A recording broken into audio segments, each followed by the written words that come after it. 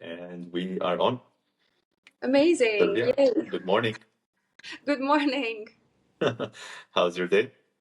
Amazing. Thank you so far. Great meeting you as well. Sylvia, I just want to thank you so much for accepting the invite and for being our guest on the show today. I really do appreciate your time, and I'm very grateful. Well, thank you for the invitation. It's amazing. I mean, you're approaching me to talk about something that's my passion, so I couldn't be more honored. Thank you. Your passion. So tell me your background story. What's your passion? My background story. All right. I think best if I start with a small introduction. Sure, let's start with a small introduction about yourself. Tell me who's Sylvia. That will also include the background. Is that okay? Yeah, sure, of course. Yeah. All right. So I'm Sylvia. I'm from Hungary. I spent quite a fair share here in the UAE, mainly in Dubai, and I am teaching yoga. I do sound healing, and I work a lot with indigenous medicine as well and indigenous rituals. I engage a lot with the Mayan calendar because my favorite plant is cacao, which is from the Maya. So I love honoring its roots by supporting also the communities, Mayan communities in Central America, but also by following up on their traditions and their ways of using cacao. So other than that, I have a background in psychology. That's where I started out. That was 7 years ago. I'm still continuing my studies. So far, I have closed my bachelor's, and that's where everything turned into a passion. So that's where I picked up also mindfulness. It was actually my research project to see why people don't like mindfulness. What is it that keeps them away from practicing mindfulness exercises or different practices? And so that brought me to a lot of discoveries and explanations to, okay, what can you do better also for people to relate more to these practices? Because there is so much that is mystified around meditation and mindfulness. People sort of know that they are related, but then there is a confusion. Is mindfulness necessarily meditation? What can I do if I want to live mindfully? And there are some interwoven terms that really are creating a little bit of a misunderstanding around these topics.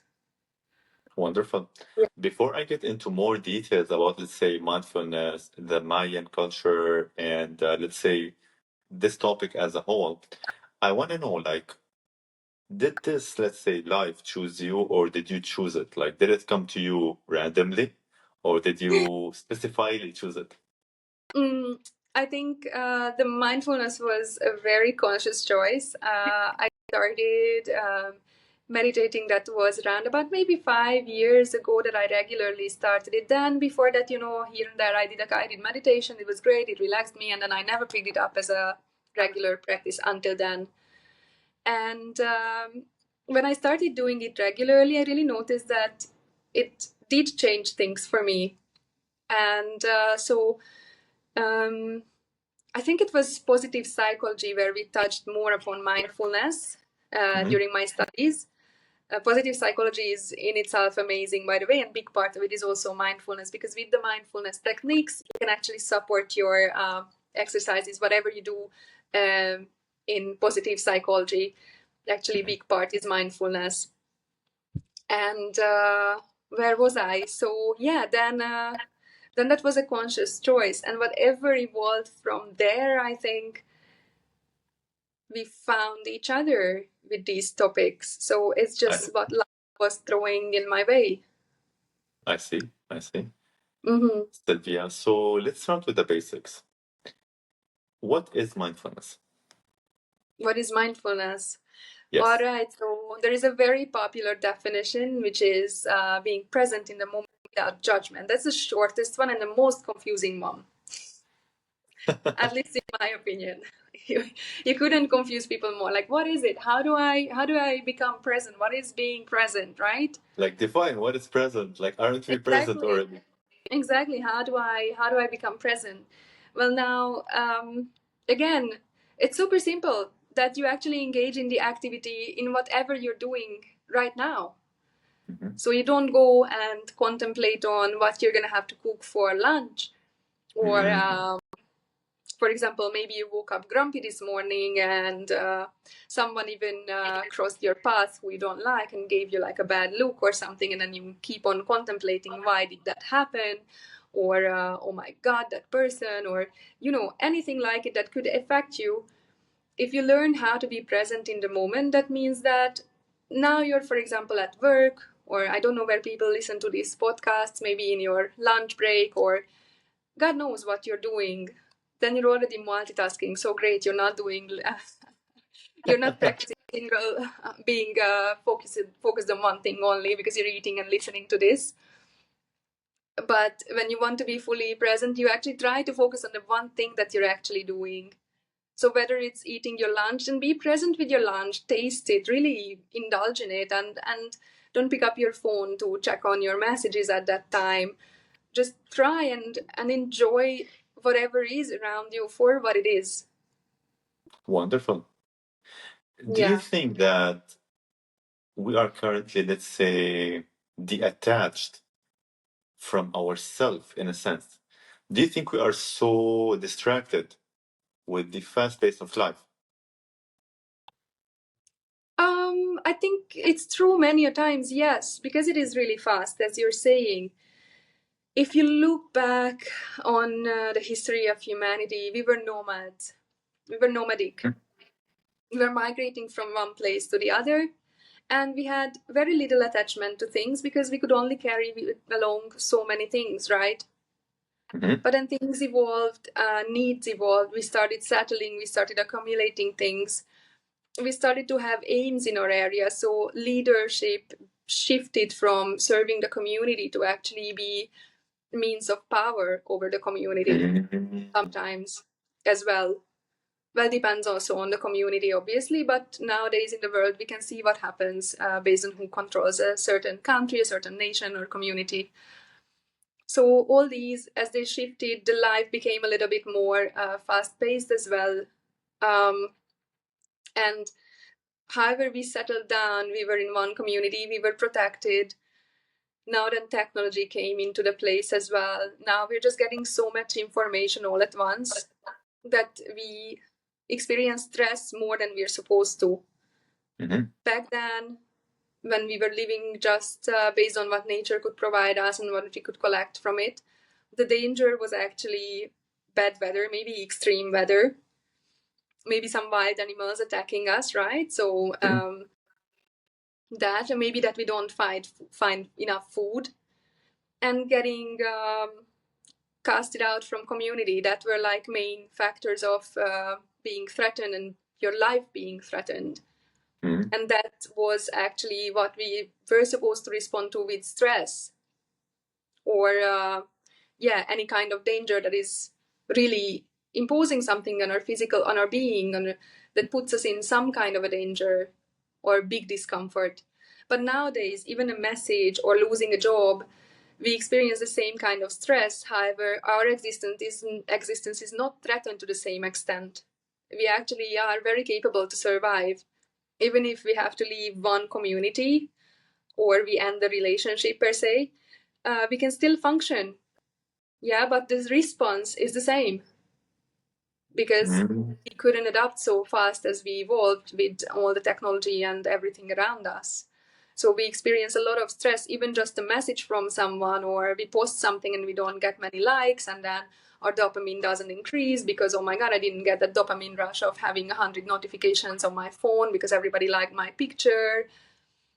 And yeah, then we get stress from unnecessary places. Sylvia, you Whereas, just mentioned something very interesting. Can I ask you, like, what do you think drives human behavior? Is it the, let's say, next dopamine rush? From your psychology point of view, let's say, what drives our behavior? what? Sorry, I couldn't hear that word. Yeah, what drives our behavior? What makes us take a decision?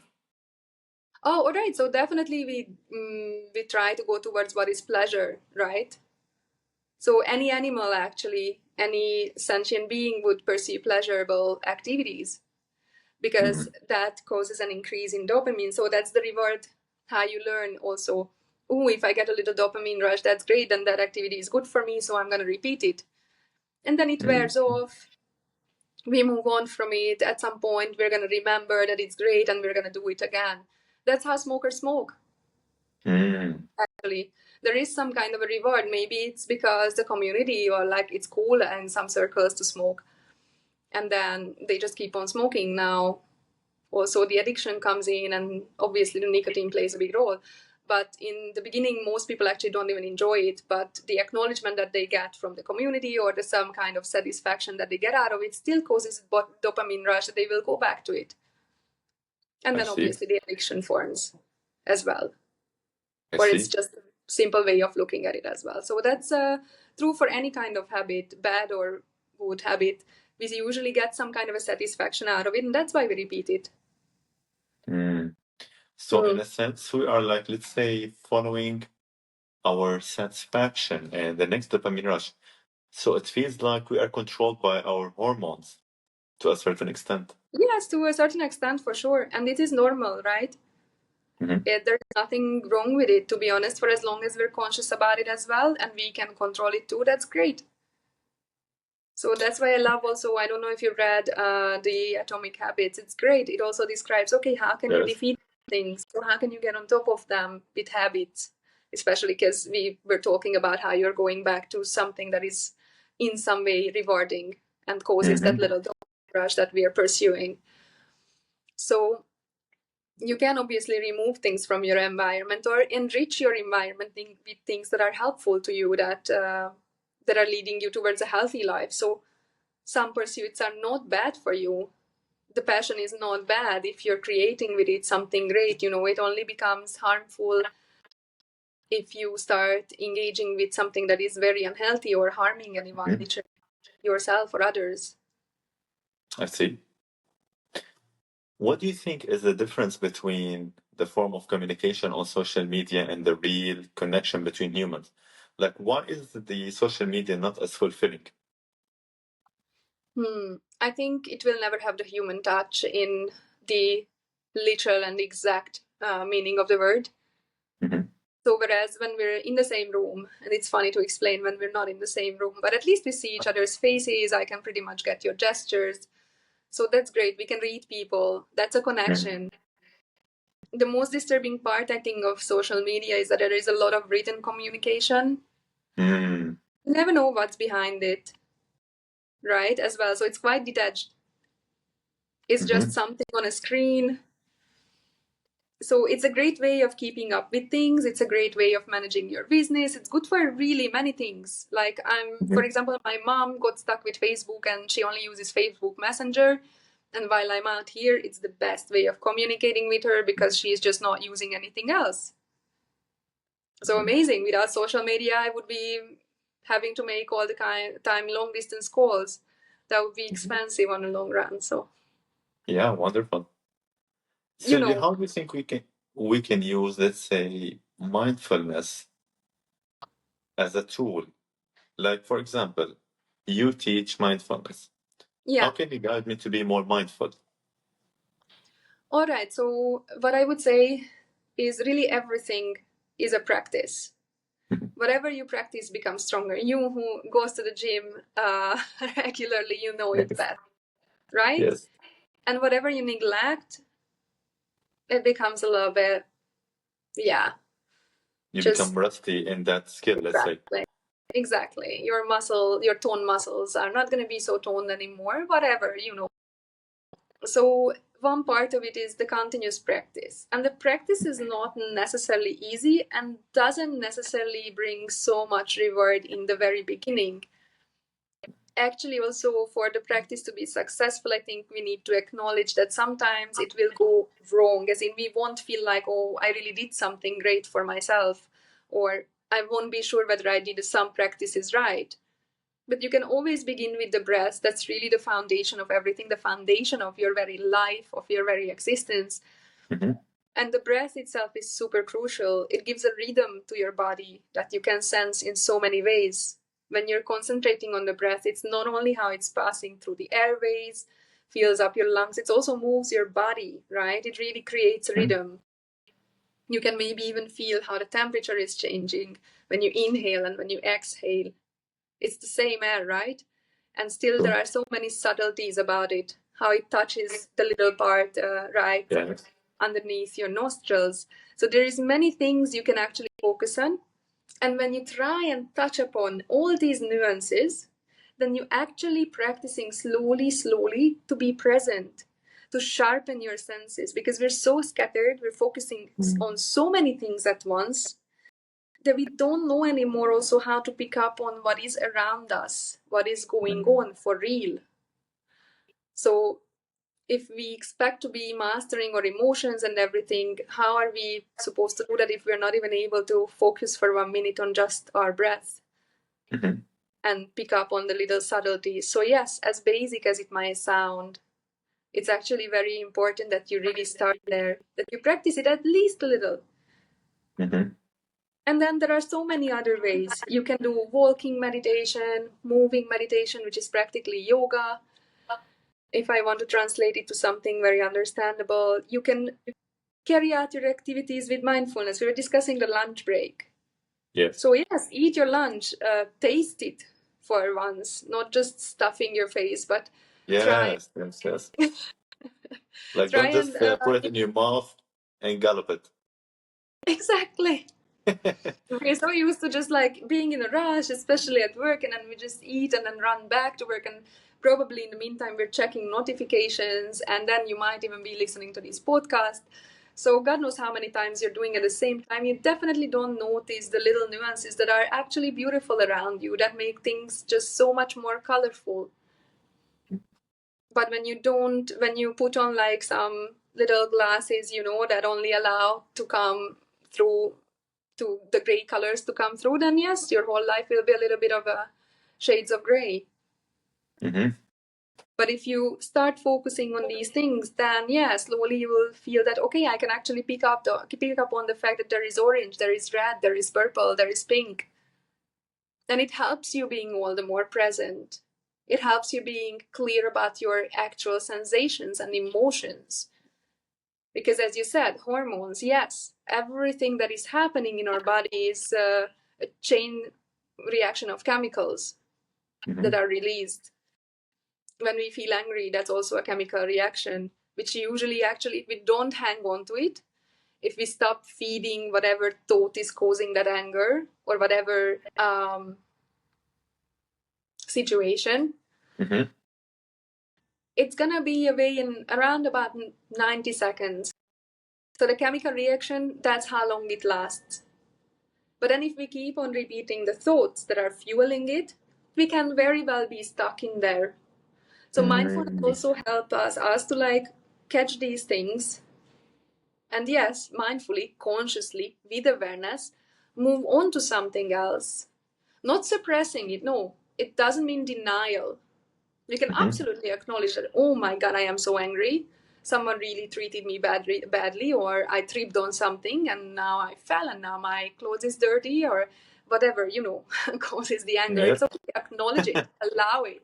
That's part of life, like it happened already. What's the point of suppressing or denying it? But at the same time, what's the point of staying with it for too long? When you can move on and open up to other opportunities.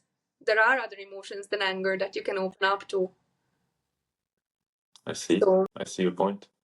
So it's like we get stuck in a cycle somehow where we just keep repeating the same action because we're stuck to a certain emotion in a sense. Yeah, and that's also, how we get used to things, and then that's our comfort zone. Comfort zone is comfort zone because it is really comfortable. Yeah. Super self-explanatory. But being comfortable is also satisfactory. It's great to be comfortable.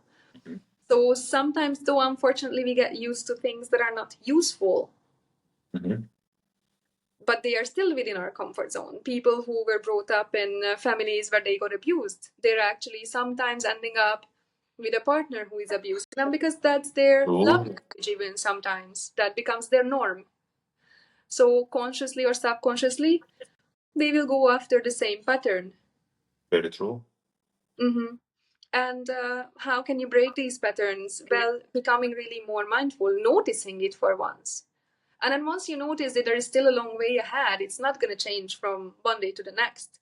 If you're driving a Porsche and you're going 200 miles an hour because you're really enjoying that speed, Yeah.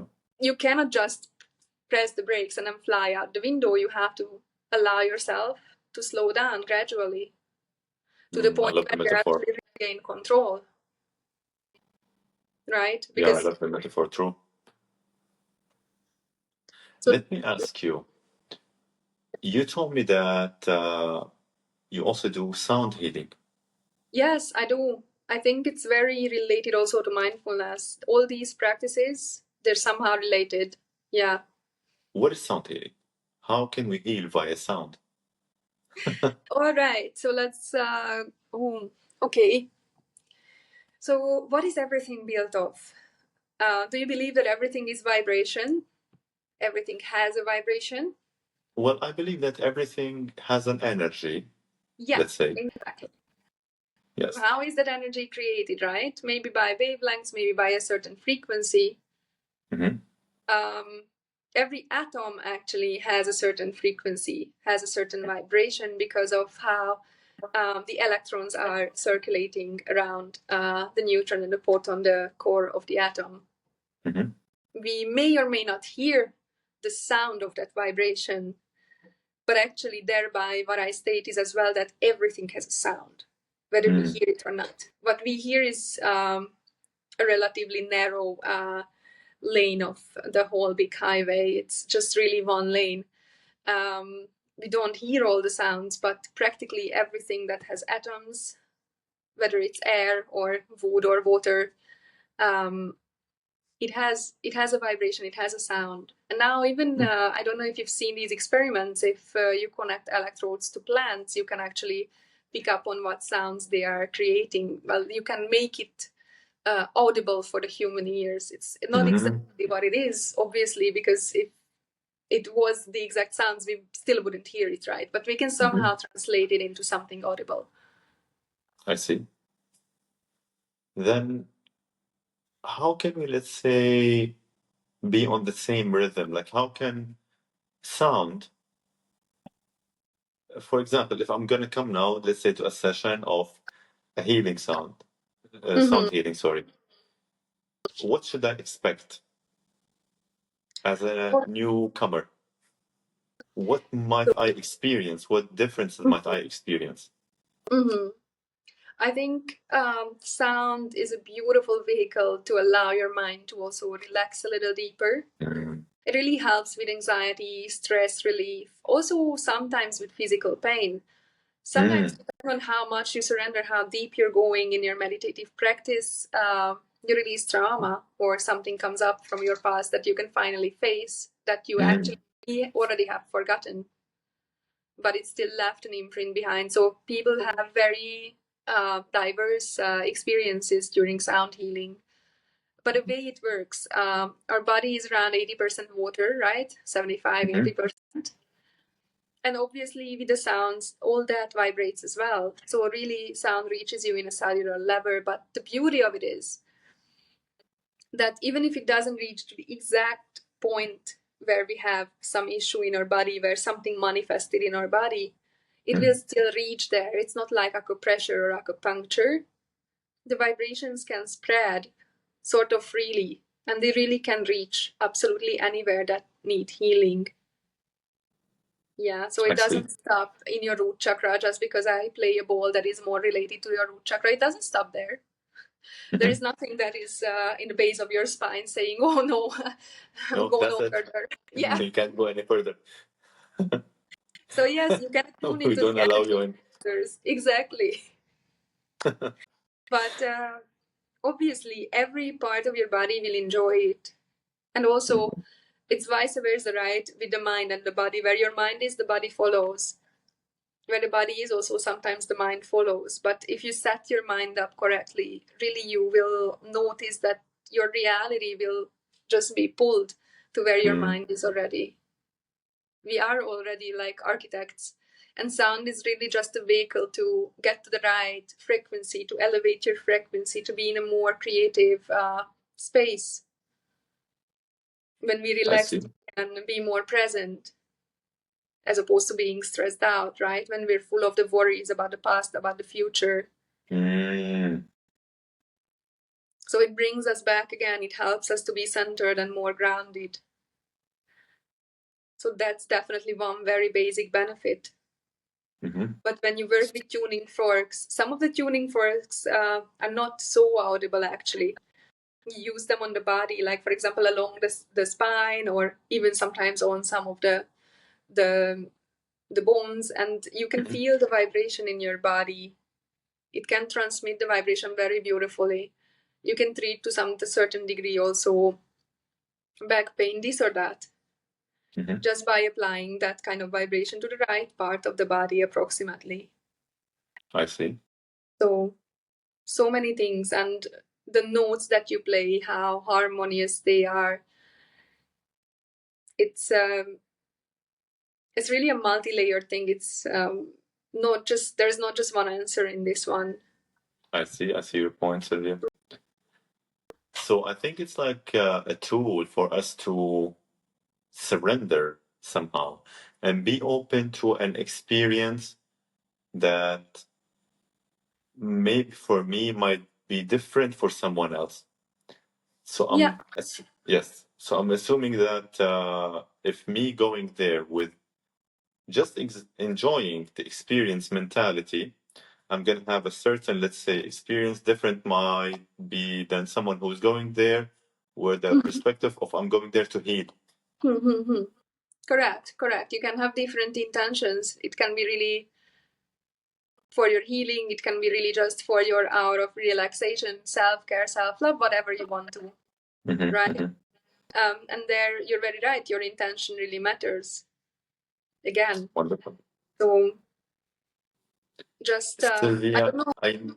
Yeah. Tell me. No, do you know the experiment with the water? I think a Japanese guy did that experiment. No, When tell me about it. he had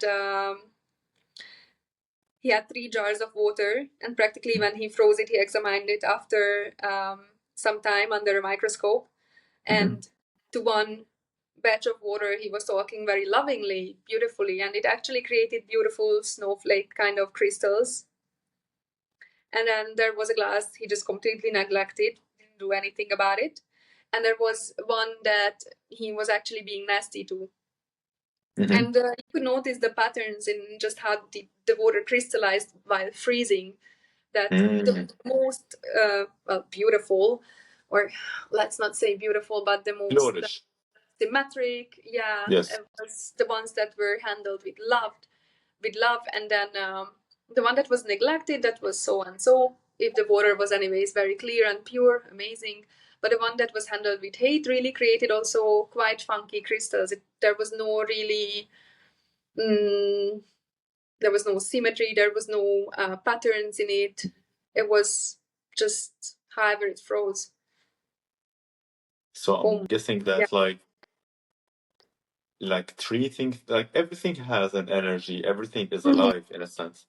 So like the way we approach everything can make a difference whether it's gonna flourish or just stand still or let's say go down the hill. Exactly. Correct. So that's why it's very important how you approach your own session when you're sitting down for even just a gym session or whatever. What your intention and how you approach it is super important. Very true. That's gonna be with you for the whole practice. Sylvia, what can you tell me about the Mayan culture? Because I'm actually very fascinated about it. Like, and I'm happy that you know a little bit about it. So you can tell me let's give me an idea about the Mayan culture and why does Okay. it fascinate you? Because they didn't lose their connection with nature. Why does it fascinate me? That's another topic. Very shortly, I'm from Hungary. We used to be a very shamanic nation, very close to nature. We had our pagan practices, But as we converted to Christianity, when we settled in what is now called Hungary, among the Carpathians, we gave up these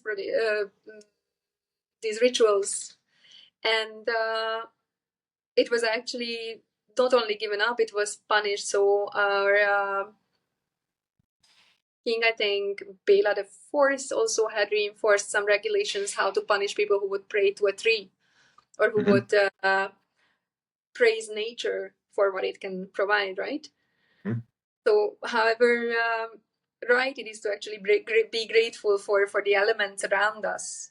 It doesn't mean that I have to contradict that there is a God or anything. It's actually only meaning, at least to me, that I acknowledge that God is really in everything and it's present in everything. So it doesn't matter whether I pray to a tree, or I go to church, or I put my hands together and I think about the God above, because God is present.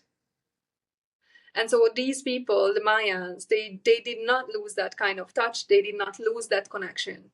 To this day, they very much know how important it is to surrender to nature, to live by the laws of nature. So that's how also they built their calendar, not only based on the laws of nature on Earth, but actually by observing the celestial objects. So their sacred calendar is a result of how they observe the movement of the moon, the Mars, the Venus, and obviously the sun. Yeah, so they came to a common denominator around how they circle, how is the cycle of one object circling around the other, mainly around the sun, right? And then they concluded, okay, 260 days is a common denominator among these. And so they created the calendar around it with 13 numbers and 20 energies, which are actually providing a topic for each day. And then they also have a solar calendar that goes beyond this, an agricultural calendar, but it's also very connected to this sacred calendar. So the main activities were very closely tied to this 260 days and the topics within the 260 days. However, every year you also have a year lord, so practically it's every 52 years that something repeats with the same year lord, with the same energy of the day. Because otherwise it's, the basics will repeat, but it will always have some slightly different undertone, if that's more understandable. So every 260 days, but with a slightly different flavor. So sometimes you add some strawberry, and sometimes you add some rosemary. And tell me. I don't know what questions you have. I think I tried to sort of put it in a very little nutshell about the culture, but it's a huge topic. So you mentioned something. I have a question actually. You mentioned that the Mayan culture is more attached and linked to spirituality and God. Why do you think that are now we disconnected more? Why do you think we are more disconnected, in your opinion, than the higher power? I think we just don't acknowledge it anymore. We think that we create and we do everything. We're so self-centered nowadays, right? Everything is about us. I think in a certain sense, we are just coming back to, yes, we actually need a sense of community and belonging, where all connections to God even I think are more nurtured, as opposed to when I'm just very living absolutely for myself. And I don't want to say that word selfish, because selfish can be also a good thing. So certain selfishness is almost necessary, right? Like you have to survive still, so that's great if you do. To a certain extent, very true. Exactly. So that's why I don't want to say that. But then when it's only about the self, now that's when it becomes a problem. And I think we really detach from so many things. We're just so absorbed in going to the office, being in buildings all the time. We're not even time to go out into the nature. So how should we appreciate whatever comes from the nature? All we notice is that if it rains, I cannot get to work, and it's super annoying. Because not even Yes. the delivery guy can get to my place. I can't even order food. So like we're totally not upset. Everything is given for us not to be connected if we don't pay I attention to do the extra steps and mile. I actually think that us not being connected with nature as much now is one of the great reasons of why the depression and anxiety rates are skyrocketing. Yeah, What do you think?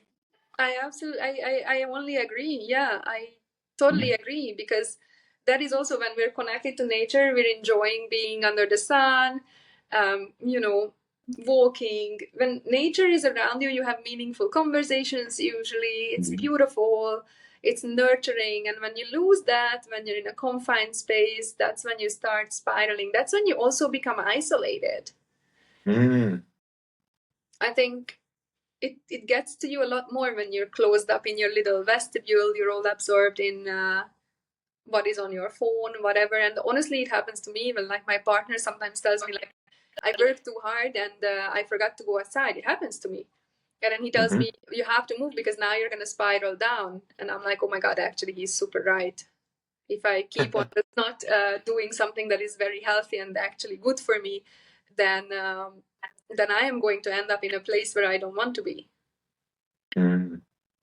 So So I yes, think that one of the ways for community now to heal is, let's say, living more outside, living more with nature and being connected to the environment and our ancestral, let's say, instinct.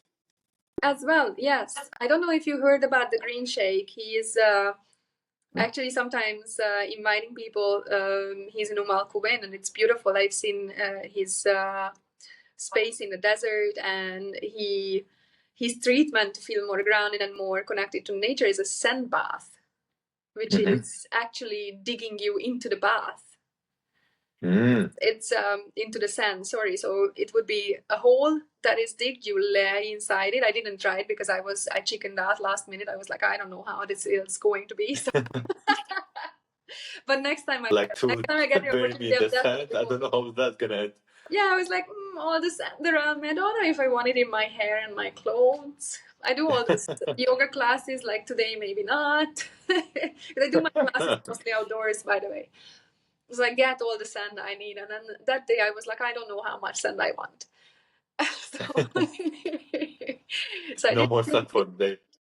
But I've seen the people who did, and the relaxation, just because they were really deep underneath the sand, it's only your head sticking out. So up until your head, you're digged in the sand.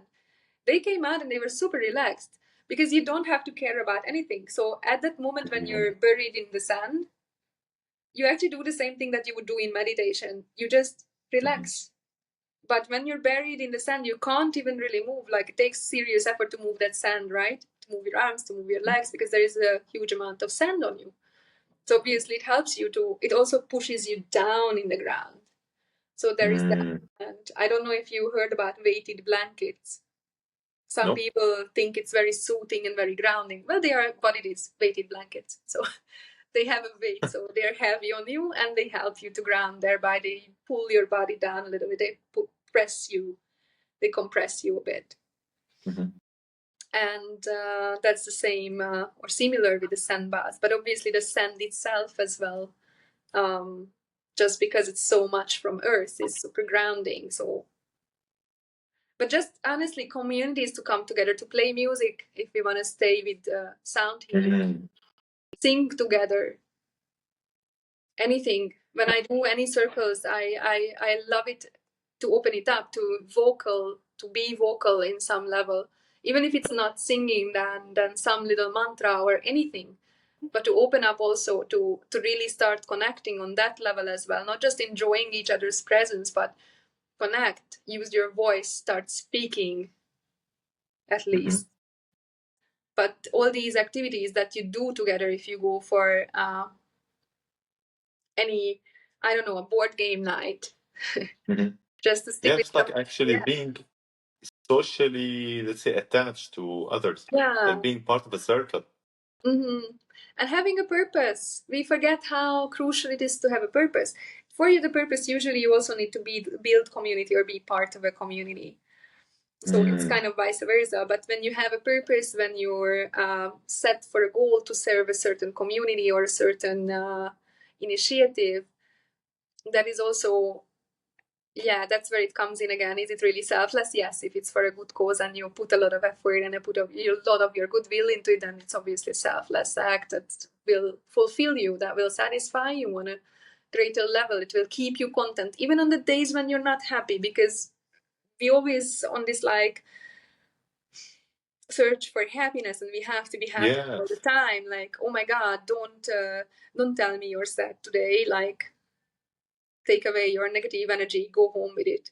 No, that belongs to life. It's okay. You can be sad and at the same time, all in all and in general, fulfilled. It exists together, that you have a very fulfilling and a very content life. But obviously, you go through the same scale of emotions anyone would. And that's why it's very important to find purpose, because that creates that kind of feeling of fulfillment. And that, I think, is very often found in communities. Very true. Like, I actually think that having a purpose to wake up every morning is something very crucial. Like, I think without it, we're going to be like lost in the jungle. Yes. Because people want a goal. People want, let's say, to pursue something in life. Yes, if you're aimless, what would keep you going, honestly? Then you're just on the basics, preserving life, chasing highs. Yes. But what is the Then, in a person? sense, we are just existing. Yeah, exactly. And what differentiates us from animals is that we have intellect, right? So animals, okay, some animals have more intellect than others, but in general, animals don't have so much intellect. They won't be sitting like us and reasoning. So with our intellect, we can actually choose the right kind of purpose. Other than that, if we just live life to sustain life, then we're not much different from any animal. Which is okay. I mean, it's completely fine. Cats are happy, right? So, but obviously, you get more emotions, you get a more colorful palette out of the purpose. Let's say you get more spice in the life, in a sense. Yes, that's exactly. The salt and pepper comes more than, yeah. Wonderful.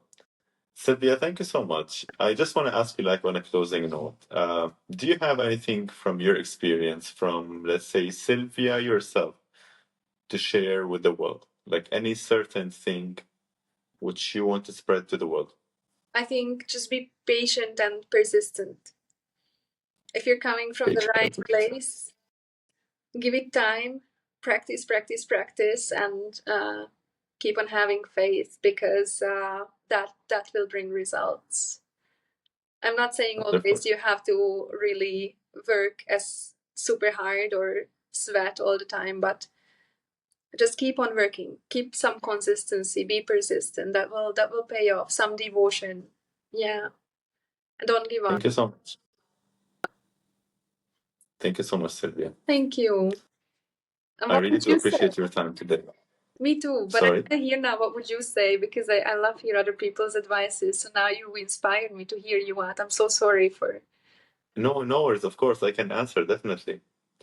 Like one advice that I can give to people is that sometimes you have to let life go, because one of the toughest, let's say, parts of my life where the depression or the anxiety that I got from failing on a plan that I wanted. However, sometimes life has a different path for you. Yes. Yes. Exactly. And yes, and I think that we are like living between two extremes. Yeah. The extreme of what we want and the extreme of what life has planned for us. Yeah. And we keep fighting for what we want. Yes. And when we don't reach there, we keep feeling anxiety and depression because we are failing. However, sometimes when I follow life, you're like, oh, this actually feels good. Yes. Yes, surrendering, you're right, is really important to sometimes to notice that I have to change direction. I have to keep on going. I cannot give up, but I can change directions. Yeah. True, Exactly. true. Thank you so much, Sylvia. Thank you so much. I wish you nothing but happiness. All the best. Thank you for your time today. I'm very grateful for you. Thank you, Reda. And thank you for reminding me again. It was super You're most lovely. welcome. Thank you. Thank you so much. Bye. Bye bye.